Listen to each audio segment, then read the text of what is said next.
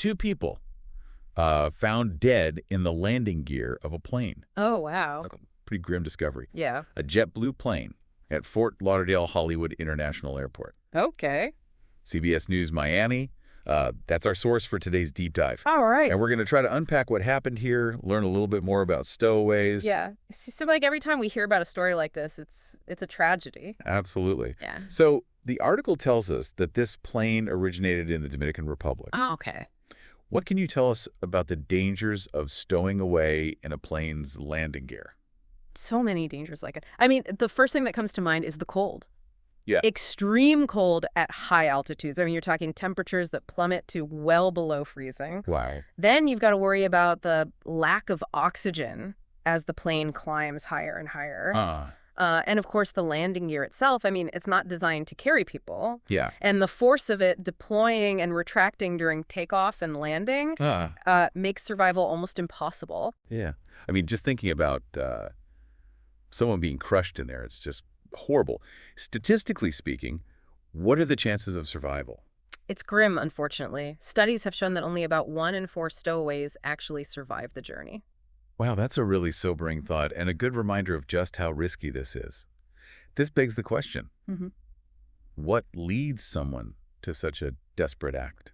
I mean, what do we know about the psychology of a stowaway? Well, I don't think there's any one single answer to that. It's a complex issue with no easy answers. But experts suggest that it's often a combination of factors, desperation driven by poverty, lack of opportunities in their home country. Right. Sometimes political instability plays a part. Yeah. Folks are looking for a better life. Right. And I think for some, maybe there's even a psychological element. I mean, a disconnect from reality.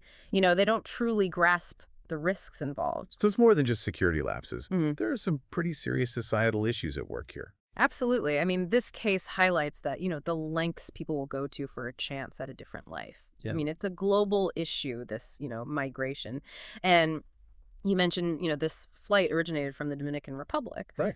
The Dominican Republic, like many nations, faces its own unique set of socioeconomic challenges.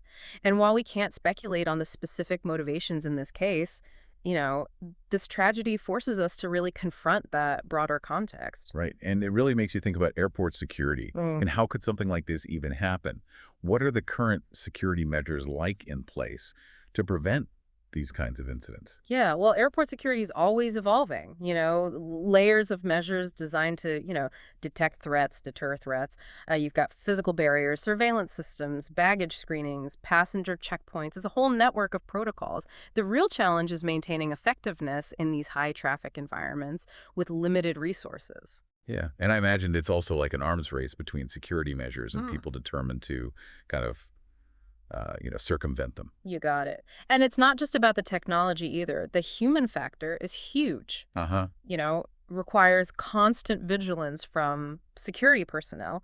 And airports have to balance security needs with operational efficiency too. Right. Right. And you got to keep things moving. Keep the lines moving. Exactly. Without compromising safety. Yeah. It's a very difficult balancing act, for sure. So we've seen the very tragic consequences of stowing away, explored how desperation and the lure of a better life can sometimes lead to these really risky choices. We've even talked about the challenges of maintaining effective airport security.